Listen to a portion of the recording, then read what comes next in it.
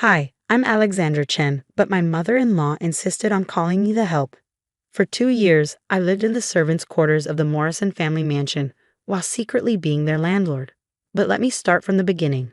I met William Morrison at a charity gala where I was volunteering as a server. He was the handsome heir to the Morrison fortune, known for their luxury hotel chain. I was actually there gathering information for my real estate investment firm, but he didn't need to know that.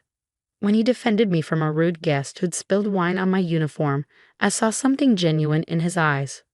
What William didn't know was that I was worth more than his entire family. By 30, I built Asia's largest luxury hotel acquisition firm, with properties worth over $3 billion. But I'd learned early that money changes how people treat you. So when William asked me out, thinking I was just a waitress with a kind heart, I decided to keep my success quiet. Our whirlwind romance was like a fairy tale until I met his mother, Victoria Morrison. The moment she learned her son was dating a server, her face contorted as if she tasted something bitter. A waitress? She'd sneered during our first meeting. Really, William, I thought we raised you better than this. What will people say? But William stood firm, and we got married in a simple ceremony that his family barely attended. That's when Victoria decided to teach me my place in the Morrison family. Since you're so experienced with serving, she announced at our wedding reception, you can stay in the servants' quarters. It'll be just like home for you. William protested weakly, but his mother held the purse strings. The Morrison fortune wasn't what it used to be. Their hotel chain was struggling, but they kept up appearances. Victoria made it clear. Either I stayed in the servants' wing, or she cut off William's inheritance. What nobody knew was that 6 months before meeting William, my company had secretly acquired the Morrison mansion through a complex series of shell corporations. The family had been quietly renting their own home without realizing it. Their hotel chain was in even worse shape than they knew, and I was positioning myself to acquire it. For 2 years, I lived the life of a servant in my own house.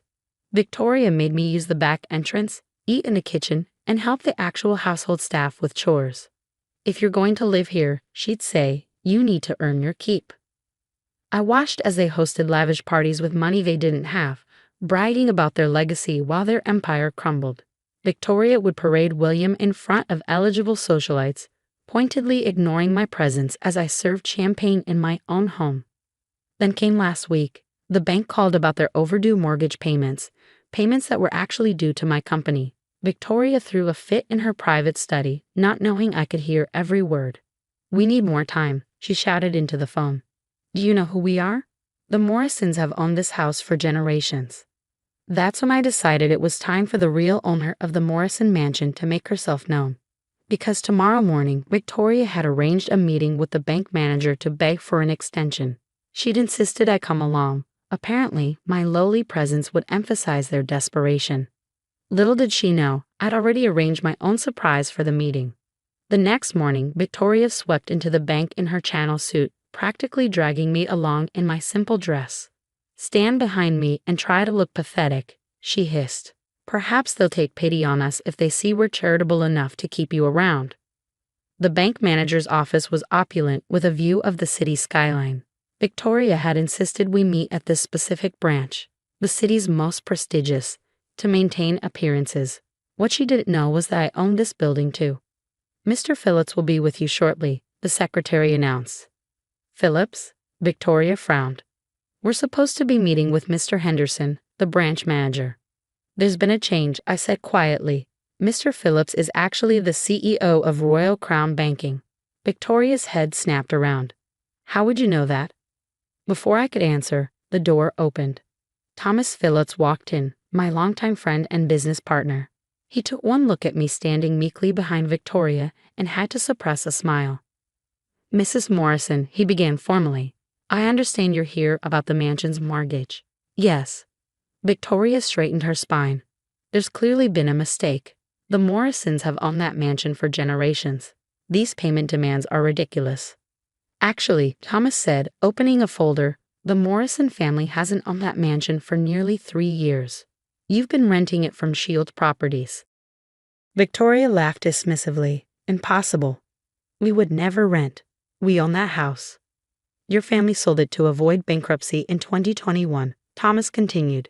The paperwork is quite clear. You've been paying rent to Sheila Properties, albeit irregularly, ever since. The color drained from Victoria's face. No, there must be some mistake. William. Tell them. William, who had been silent until now, looked confused. Mother, what is he talking about? Perhaps, I said softly, stepping forward, I can clarify the situation. I reached into my simple handbag and pulled out my own folder. Sheila Properties is a subsidiary of Chen International Holdings. Victoria's eyes narrowed. What would you know about it? Get back in your place. My place? I smiled, pulling out my company ID and placing it on the desk. You mean as CEO of Chen International Holdings? Or as the owner of this bank? Or perhaps you mean my place as the actual owner of the mansion you've been living in? The silence was deafening. William's coffee cup slipped from his hand, spilling across the imported carpet. This is a joke, Victoria stammered. You're a waitress, a nobody. Actually, Thomas interjected, Ms. Chen, Mrs. Morrison, is one of the largest real estate developers in Asia. Chen International Holdings owns properties worth over $3 billion, including the Morrison hotel chain's main properties. The hotel chain, William whispered, but that's our family business. Not exactly, I said gently. Your family has been secretly selling off pieces of it for years. My company now owns 60% of the Morrison hotels. We've just been allowing you to keep the name. Victoria swayed on her feet, grabbing the desk for support. But I wasn't finished yet, because I had one more revelation that would completely shatter Victoria's carefully maintained world. But here's what's really interesting. I continued, pulling out another document. Do you know why I was at that charity gala where I met William?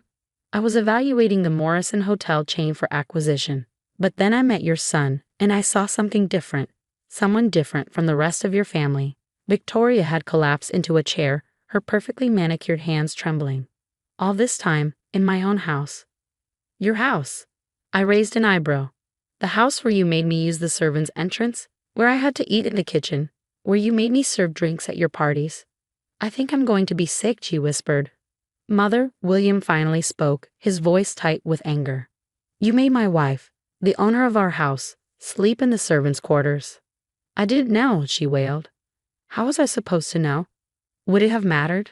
I asked quietly. Should it have mattered? Would treating a servant with basic human dignity have been so difficult? Thomas cleared his throat. Mrs. Morrison, there's still the matter of the overdue payments. Yes, I nodded. You're 3 months behind on rent. According to the lease agreement, I can evict you immediately. Victoria's face went from pale to ashen. You wouldn't, where would we go? Actually, I have a proposal.